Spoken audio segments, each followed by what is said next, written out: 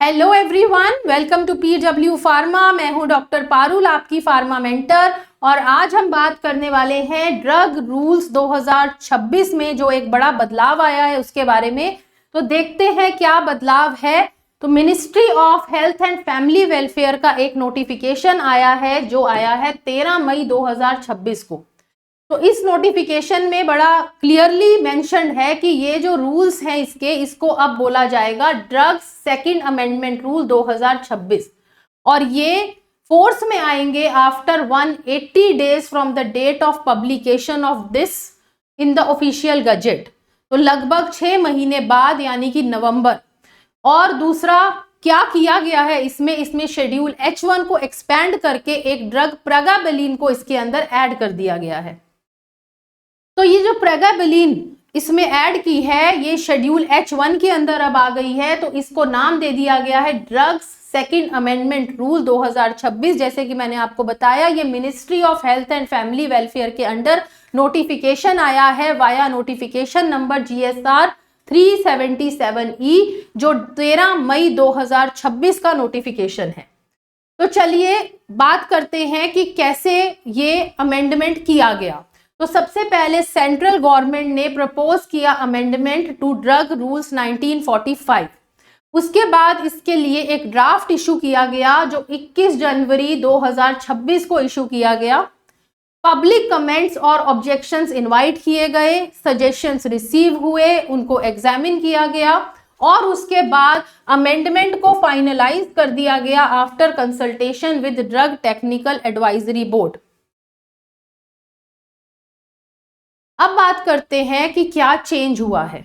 तो चेंजेस में जो हमारा शेड्यूल H1 है उसको एक्सपैंड कर दिया गया है। उसमें एक नई एंट्री इंसर्ट कर दी गई है शेड्यूल H1 में जो है drug pregabalin at serial number 51। Schedule H1 क्या है? कौन सी मेडिसिन, किस तरह की मेडिसिन शेड्यूल H1 में आती हैं? तो H1 शेड्यूल में प्रिस्क्रिप्शन ओनली मेडिसिन आती हैं, जो मेडिसिन सिर्फ प्रिस्क्रिप्शन के ऊपर ही दी जाती है। ड्रग्स जिनका पोटेंशियल है फॉर अब्यूज एंड मिसयूज वो H1 में आती हैं और medicine that require strict monitoring are under schedule H1। और स्पेशल रिक्वायरमेंट की अगर हम बात करें तो they are sold only against a valid prescription. Mandatory maintenance of record इनका है और उसके बाद इनकी जो है सेपरेट लेबलिंग रिक्वायरमेंट्स हैं। अब बात करते हैं प्रेगाबेलिन के बारे में। प्रेगाबेलिन न्यूरोपैथिक पेन के लिए दी जाने वाली मेडिसिन है और इसके यूजेस हैं diabetic neuropathy, post herpetic neuralgia, fibromyalgia, epilepsy में as adjunct therapy and generalised anxiety disorder में भी ये यूज की जाती है। अगर मैं इसकी क्लास की बात करूं तो ये गाबा पेंटिनॉइड क्लास की ड्रग है। अब बात करते हैं कि इसका क्या इम्पैक्ट पड़ेगा फार्मासिस्ट पे। तो फार्मासिस्ट को ये ड्रग जो है ओनली प्रिस्क्रिप्शन पे ही देनी है, रजिस्टर मेंटेन रखना है, रिकॉर्ड्स अपने मेंटेन रखने हैं, प्रॉपर लेबलिंग रिक्वायरमेंट इंश्योर करनी है और अगर भी कुछ नॉन कॉम्प्लायंस रहता है तो उसके लिए मतलब एक कोई रेगुलेटरी एक्शन वो इनवाइट कर सकते हैं। तो सब चीज़ों को बिल्कुल ध्यान रखना है। और हेल्थ केयर प्रोफेशनल पे क्या इम्पैक्ट रहेगा? तो डॉक्टर्स को अब इस ड्रग के लिए रैशनल प्रिस्क्राइबिंग करनी है। मिसयूज पोटेंशियल है ड्रग का तो उसको मॉनिटर करना है। पेशेंट काउंसलिंग की ज़रूरत है।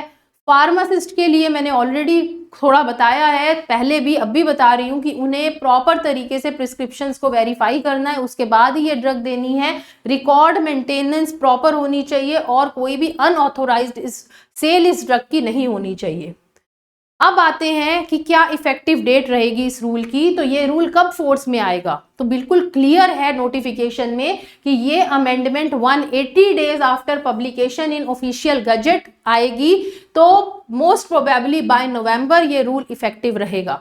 तो आई होप आपको क्लियर हो गया है कि H1 शेड्यूल को अब थोड़ा सा ब्रॉड करा गया है और उसमें एक ड्रग प्रेगाबेलिन को ऐड कर दिया गया है। Thank you very much, have a nice day.